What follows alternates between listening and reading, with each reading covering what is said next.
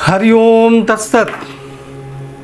जब भी हम साधना से संबंधित चर्चा करते हैं तो परमपिता परमेश्वर, परमात्मा, ईश्वर या देवी देवता इनके विषय में चर्चा करते हैं।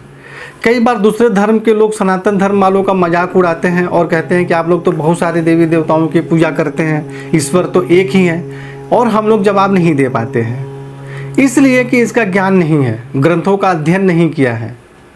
आपके आसपास जो भी लोग पूजा पाठ करवाने जाते हैं तो वो क्या करते हैं, सिर्फ देवी देवताओं की पूजा करवाते हैं और बस काम खत्म हो गया। इसके बारे में आपको कुछ भी जानकारी वह भी नहीं देते हैं।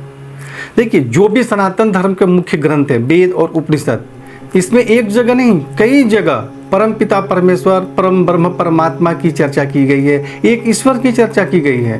लेकिन 99% लोग सिर्फ देवी देवताओं से संबंधित ग्रंथ पढ़ते हैं, जिसके कारण उनको जो उपनिषद और वेद में जो लिखा गया है इसके विषय में वो नहीं समझ पाते।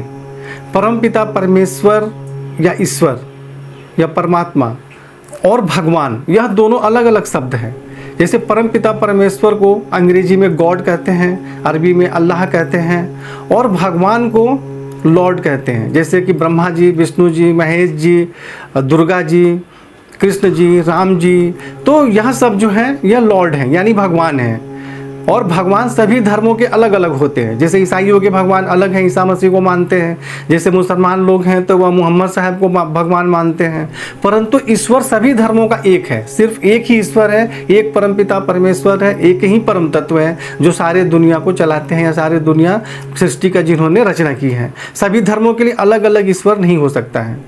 तो यह बात कि हमारे धर्म ग्रंथों में एक ईश्वर की चर्चा नहीं की गई है या नहीं जानकारी की वजह से बोलते हैं। तो आप लोग सबसे पहले देखिए, एक पुस्तक है वेदांत दर्शन, गीता प्रेस की है, ब्रह्म सूत्र। यह मात्र 100 रुपये की पुस्तक है, आप इसको पढ़ें। इस पुस्तक में सिर्फ परम पिता परमेश्वर, परमात्मा, ईश्वर, एक ब्रह्म के विषय में ही चर्चा की गई है। जो हमारे ऐसे मुख्य 108 उपनिषद हैं, तो उन उपनिषदों में से अलग अलग लेखों से अलग अलग ऋषियों की जो चर्चा हुई है परम पिता परमेश्वर के लिए, उसको यहाँ पर एकत्रित करके इस पुस्तक का निर्माण किया गया है, जिसको आप पढ़ सकते हैं। दूसरी पुस्तक है यहाँ ईसादी 9 उपनिषद, जो मुख्य 9 उपनिषद हैं, जिसका भगवान आदि गुरु शंकराचार्य जी ने भाष्य किया था, वह यह ग्रंथ है, जिसमें भी कि परम पिता परमेश्वर, परम ब्रह्म परमात्मा, इनके विषय में वर्णन है। तो आप लोग इस ग्रंथ को नहीं पढ़ें, जिसके कारण से आप यह बात को समझ नहीं पा रहे हैं। तो इसलिए सबसे पहले जो मैंने पुस्तक दिखाया, मात्र 100 रुपये की पुस्तक है, आप तो उसको पढ़ सकते हैं ना, तो आप उसको खरीद कर पढ़ें तो आपको फिर समझ में आएगा। तो हमारे जो ग्रंथ हैं उनमें भी परम पिता परमेश्वर, परम ब्रह्म परमात्मा, एक ईश्वर की चर्चा की गई है। अब जो भी गृहस्थ व्यक्ति हैं वह परम पिता परमेश्वर एवं देवी देवताओं दोनों की साधना करनी चाहिए उन्हें, गृहस्थ व्यक्ति का, सभी व्यक्ति को। मतलब हमें एक तो परम पिता परमेश्वर की आराधना करनी चाहिए, जो ईश्वर हैं, जो सभी धर्मों के एक हैं, तो उनकी आराधना करनी चाहिए, और हमें देवी देवताओं की भी साधना करनी चाहिए। जब हम ईश्वर की आराधना करते हैं तो हम उनसे कुछ नहीं मांगते हैं, किसी इच्छा पूर्ति के लिए, किसी कामना के लिए परमपिता परमेश्वर की आराधना नहीं की जाती है। परंतु हमारे जीवन में जो सुख दुख आते हैं, समस्याएं आती हैं, परेशानी आती है, उनके लिए हम अलग अलग प्रकार की देवी देवताओं की साधना करते हैं। देवी देवताओं की साधना करके भी हम उस स्तर पर जा सकते हैं। तो सबसे पहले आपको ईश्वर, परमपिता परमेश्वर और भगवान, इन दोनों में अंतर समझना आवश्यक है। और आपको भी यह समझना आवश्यक है, हमारे धर्म ग्रंथ में बहुत पहले से ही परमपिता परमेश्वर, ईश्वर के विषय में चर्चा की गई है, एक ईश्वर की आराधना के विषय में बताया गया है। तो जो हम देवी देवताओं की साधना करते हैं, जैसे मान लीजिए हमें स्वास्थ्य हमारा अच्छा रहे, इसके लिए भगवान शिव की आराधना करके महामृत्युंजय मंत्र का जाप करते हैं। हमारा रोजगार अच्छा चले, धन धान्य समृद्धि बनी रहे, उसके लिए लक्ष्मी जी की जो आराधना करते हैं और लक्ष्मी मंत्र का जाप करते हैं। उसी प्रकार नकारात्मक शक्ति को दूर करने के लिए, शत्रुओं को परास्त करने के लिए माता दुर्गा जी की हम आराधना उपासना करते हैं और उनसे संबंधित मंत्र जाप करते हैं। तो इस प्रकार आपको समझना पड़ेगा कि देवता और ईश्वर दोनों की हमें आराधना करनी चाहिए, और जो ईश्वर हैं उनके विषय में भी हमारे शास्त्र में बताए गए हैं। और सबसे एक बात, महत्वपूर्ण बात, कि ईश्वर या परमपिता परमेश्वर कभी भी इस धरती पर जन्म नहीं लेते हैं, मानव के रूप में वो नहीं आते हैं। आजकल बहुत से ऐसे संस्था खुले हुए हैं जहाँ पर कि आप देखें कि वो क्या बताते हैं कि हमारे जो गुरुदेव जी थे वही परम ब्रह्म परमात्मा थे, वही मानव के रूप में धरती लिए थे, तुम उसी की पूजा करो। एक दूसरा संस्था निकल गया, वो बोलता है कि वही परमपिता परमात्मा है, तुम उन्हीं की आराधना करो। तो ऐसे संस्थाओं से आप दूर रहें। परमपिता परमेश्वर कभी भी इस धरती पर जन्म नहीं लेते हैं। परमपिता परमेश्वर आपको एक ऊर्जा के रूप में, एक ज्योति के रूप में, एक शक्ति पुंज के रूप में ही आपको उनका अनुभव प्राप्त कर सकते हैं, उन्हें आप समझ सकते, देख सकते, जो भी आप समझ लें। जिस प्रकार के विष्णु जी और ब्रह्मा जी के बीच में आपस में जो मतभेद हुआ, तो उसके बाद उसमें ज्योति स्वरूप लिंग ही प्रकट हुआ था। कोई मानव या कोई इंसान के रूप में कोई प्रकट होकर नहीं बताया था कि मैं ही ईश्वर हूँ या मैं ही परमपिता परमेश्वर हूँ। तो इसलिए आप यह समझने का प्रयास करें कि कोई भी इंसान परमपिता परमेश्वर परमात्मा नहीं हो सकता है। जो ईश्वर है वह जो है मानव के रूप में जन्म नहीं ले सकते हैं। जो देवी देवता हैं वह भी ईश्वर के ही रूप समझिए, उनके अंश समझिए, वो भी उनके अंश हैं। तो हम देवी देवताओं की साधना कर सकते हैं जो शरीर के रूप में हमें दिखाई देते हैं, जिनकी हम पूरा पूजा करते हैं, आराधना करते हैं और जिनकी लीलाओं का वर्णन इत्यादि करते हैं। आदि गुरु शंकराचार्य जी जो थे, उन्हें कितनी सिद्धि थी, 32 साल की आयु में उन्होंने क्या क्या करके दिखाया। उन्होंने भी नहीं बताया कि मैं ईश्वर हूँ या मैं ही ईश्वर हूँ और मैं ईश्वर मानव के रूप में जन्म लिया हूँ। तो फिर और सब लोगों की क्या है। तो इसलिए सबसे पहले आप यह समझें कि परमपिता परमेश्वर और देवता में क्या अंतर होता है। अब हम मूर्ति पूजा के विषय में चर्चा करते हैं। बहुत सारे लोग मूर्ति पूजा का भी विरोध करते हैं और मजाक उड़ाते हैं, और कई लोग सनातन धर्म में भी बोलते हैं कि नहीं, मूर्ति पूजा नहीं करनी चाहिए।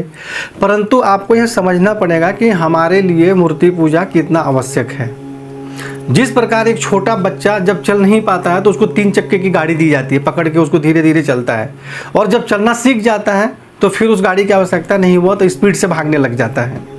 तो उसी प्रकार जब हम प्रारंभ में साधना करते हैं तो हमें ध्यान केंद्रित करने के लिए, भाव उत्पन्न करने के लिए मूर्ति की आवश्यकता पड़ती है। जो सन्यासी व्यक्ति हो, जो दिन भर 24 घंटा भगवान की आराधना करते रहते हैं, तो वो जब पूजा करने बैठेंगे तो उनका ध्यान पूर्णतः केंद्रित होगा। उनको मूर्ति की या देवी देवताओं की तस्वीर की आवश्यकता नहीं होती। जो रियल सन्यासी होते हैं वो कोई देवी देवता की मूर्ति की पूजा नहीं करते हैं। परंतु जो गृहस्थ व्यक्ति हैं वह दिन भर अलग अलग प्रकार के कार्यों में लिप्त रहते हैं, तरह तरह के कार्य करते हैं, जीवन के दुनिया भर के 50 झमेले हैं, और जब आप साधना करने बैठेंगे तो कैसे आपका मन लगेगा। लेकिन जब हमारे पास मूर्ति होती है और हम साधना करने बैठते हैं, ध्यान लगाते हैं, मंत्र जाप करते हैं, तो जैसे ध्यान इधर उधर जाता है तो फिर हम सोचते हैं हमारे सामने भगवान है, मैं तो इधर उधर क्यों देख रहा हूँ, और तुरंत हम भगवान की आराधना और मंत्र जाप करने लग जाते हैं। जो 5 मिनट की पूजा करते हैं उनकी बात छोड़िए, लेकिन जो 1 घंटा 2 घंटा 3 घंटा साधना करते हैं, मंत्र जाप करते हैं, तो जब हमारे सामने मूर्ति होती है तो हम सही प्रकार से ध्यान केंद्रित करके उनकी आराधना करते हैं, और हमारे अंदर एक भाव उत्पन्न होता है कि हमारे सामने जो है देवता बैठे हुए हैं। अब हम मूर्ति और फोटो के महत्व को एक और उदाहरण से समझते हैं। जैसे मान लीजिए कि किसी व्यक्ति हैं, उनके घर में किसी पूर्वज दादाजी पिताजी की तस्वीर लगी हुई है, फूल का माला लगा हुआ है, और कोई व्यक्ति आए और उस तस्वीर को उठा के पटक दे, उस पर पैर रख के खड़ा हो जाए, कूदने लगे, उस पर टॉयलेट कर दे, तो आप क्या करोगे? अगर आपके पास बंदूक रहेगा तो गोली मार दोगे आप। तो भाई उसमें तो कोई इंसान नहीं था, जीव नहीं था, फिर आप क्यों इतने बेचैन हो गए, क्यों इतने परेशान हो गए? इसलिए कि उससे हमारा भाव जुड़ा हुआ है। तो उसी प्रकार जो मूर्ति होते हैं जिनसे कि हम सामने रखकर पूजा पाठ करते हैं या उनकी आराधना करते हैं, तो उससे हमारे मन में एक भाव उत्पन्न होता है। हम गहराई से देवी देवताओं से जुड़ पाते हैं। हम ऐसा भावना करते हैं कि हमारे सामने देवता बैठे हुए हैं, और पूर्ण रूप से ध्यान लगाकर उनकी आराधना करते हैं। वास्तव में जो लोगों को दिखता है कि हम मूर्ति की पूजा कर रहे हैं, परंतु हम मूर्ति की पूजा नहीं कर रहे हैं। हम उस देवता के प्रति अपने भाव उत्पन्न करने के लिए उस मूर्ति का सहारा ले रहे हैं। जैसे हम किसी मंदिर में जाते हैं, आप देखिए वहाँ पर तो सिर्फ एक पत्थर की मूर्ति होती है, परंतु हमारे मन में कैसे भाव उत्पन्न हो जाते हैं, हमारे आंखों से आंसू आने लग जाते हैं। उस मूर्ति के कारण उस मंदिर के आसपास का पूरा माहौल परिवर्तन हो जाता है। लोगों के भाव वहाँ जाने के बाद सकारात्मक हो जाते हैं। इसलिए प्रारंभिक साधक के लिए मूर्ति पूजा बहुत ही आवश्यक है। परंतु जब हम विधि विधान से साधना करने लग जाएंगे और ज़्यादा समय तक जब साधना करेंगे, जब हम उसमें लीन हो जाएंगे, तो मूर्ति नहीं भी होगी तो भी हम साधना कर सकते हैं। तो इस प्रकार आप समझ सकते हैं कि मूर्ति पूजा क्यों आवश्यक है। हम पत्थर की पूजा नहीं कर रहे हैं, हम उस देवता की पूजा कर रहे हैं, उस शक्ति की पूजा कर रहे हैं, उस ऊर्जा की पूजा कर रहे हैं। परंतु हम अपने ध्यान को केंद्रित करने के लिए, भाव बनाने के लिए या इन सब चीज़ों के लिए मूर्ति का प्रयोग किया जाता है। वह हर कोई जानता है कि पत्थर में तो भगवान नहीं है, पत्थर में कोई प्राण थोड़ी है, परंतु हम उनके सामने जब बैठकर साधना करते हैं तो ध्यान केंद्रित होता है, और जैसे ही हमारा ध्यान भटकता है फिर हमें तुरंत चिंता होती है कि भाई हम तो भगवान के सामने बैठे हैं, और हम फिर मंत्र जाप में और ध्यान में हम लग जाते हैं। इस प्रकार परम ब्रह्म परमात्मा और मूर्ति को महत्व को समझाने के लिए मैंने एक छोटा सा प्रयास किया है। कोई मूर्ति या देवी देवताओं की पूजा का मजाक उड़ाए तो आप जवाब दे सके। अगले भाग में हम मंत्र एवं उसकी शक्ति के विषय में चर्चा करेंगे। हरिओम तत्सत।